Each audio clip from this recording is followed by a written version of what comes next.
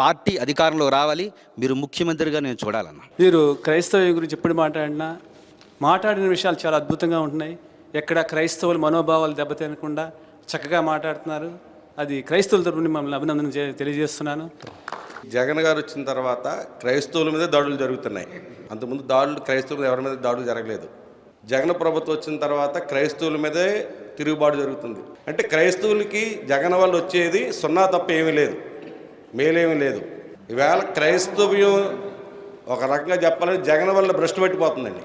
జగన్ చెప్తున్నాడు కదండి, నాకు మతం కులం లేకపోతే పార్టీ సంబంధం లేదన్నాడు కదండి. అది చేతలో చెప్తే చాలా బాగుంటుందండి. అది నియోజకవర్గానికి ₹1 క్రిస్టియన్స్కి ఇస్తానని భరోసా ఇచ్చారండి.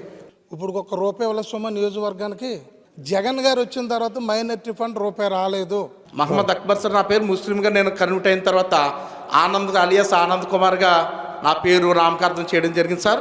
ఇస్లాం నుంచి క్రిస్టియన్కి నేను ఇప్పుడు నా పరిస్థితి ఎలా ఉందంటే సార్, ఇప్పుడు ఇస్లాం నుంచి క్రిస్టియన్కి వచ్చిన తర్వాత ఏ మైనారిటీ సైడ్ వెళ్ళాలో తెలియనటువంటి పరిస్థితి సార్.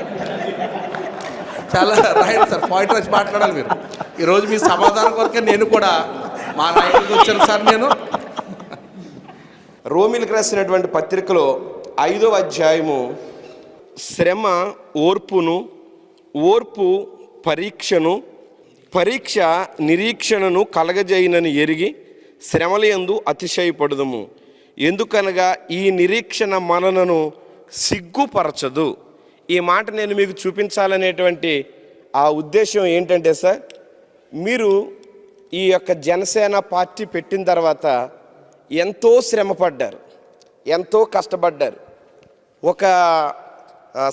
ఒక వ్యక్తి ఇన్ని సంవత్సరాలు అధికారం అనేది ఇంకా రాకుండా నిలబడటం అనేది ఇది సామాన్యమైనటువంటి సంగతి కాదు. మీ శ్రమ మీకు ఎంతో ఓర్పునిచ్చిందండి. ఈ ఓర్పులో మీరు ఎన్నో పరీక్షలు గెలిచారు. ఈ పరీక్షలో మీకు ఒక నిరీక్షణ వచ్చింది, ఎప్పటికైనా నేను ఆంధ్రప్రదేశ్ని పరిపాలించే ఒక గొప్ప నాయకుడిని అవుతానని.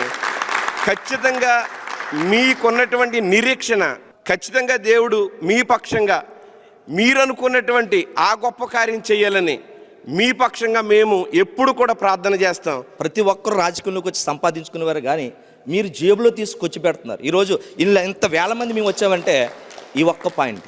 ఓడిపోయినా సరే రైతులకు ఈరోజు నిలబడ్డారు. కష్టం అంటే ఈరోజు జనసేన ఉంటుంది తప్ప కానీ ఎవరు ఏమీ చేయట్లేదు. ఎంత పెద్ద పార్టీ అయినా చనిపోతే 5 లక్షలు ఇచ్చేవారు ఎవరికి లేరు. ఇప్పుడు వీళ్ళు వస్తున్నారు, వాలంటీర్స్ వస్తున్నారు, కులం చెప్తున్నాం కాపు అని చెప్తున్నాం, లేదా వాళ్ళకి ఏ క్యాస్టే చెప్తున్నారు. అక్కడ మతం దగ్గర మీరు క్రిస్టియన్ అంటే మీరు రాయమని చెప్తున్నారు. ఎందుకని అసలు మీరు రాయం, మాకు రూల్స్ లేదు. ఇప్పుడు జగన్ గారు ప్రభుత్వం ఏం చెప్పారంటే మేనిఫెస్టోలో, నేను ప్రభుత్వంలోకి వస్తే కనుక పేదవాడు మద్యపానాన్ని నిషేధాన్ని నేను చేస్తాను, పేదవాడికి ఇది అందకుండా చేస్తాను అని ఆయన మాట చెప్పాను. నేను వింటున్నానండి, టీవీని ఫాలో అవుతాను, న్యూస్ ఫాలో అవుతాను, కానీ ఆయన చెప్పింది ఏది చేయలేదండి. జగన్ సారా తాగిపోరా అని చెప్పాడండి చివరికి. అందుకే ఇప్పటివరకు కూడా బాగా తాగుతూ నా సోదరులు చనిపోతున్నారండి.